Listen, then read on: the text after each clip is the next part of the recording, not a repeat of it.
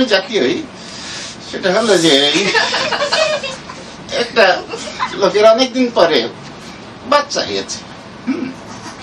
এই বাচ্চাটা এই 2-3 বছর পরে কথা বলা শিখছে। কথা বলা শিখার পরে সে প্রথমে বলে এসেছে দাদা। দাদা বলে উঠলে দেখা যাচ্ছে দাদা একটু পরে মরে গেছে। বিপদ, ছেলে তো যার কথা বলে সেই তো মরে যাচ্ছে, কি হয়।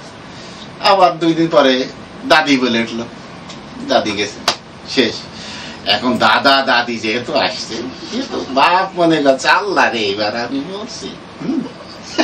একদম টেনশন এসে শুকায় 2 দিন শেষ। ঠিক 2 দিন পরে ছেলে বাপ বলে উঠছে বাবা। বাবা তো দেখেছে বাবা তো মরেনি, বাবা তো বেঁচে আছে।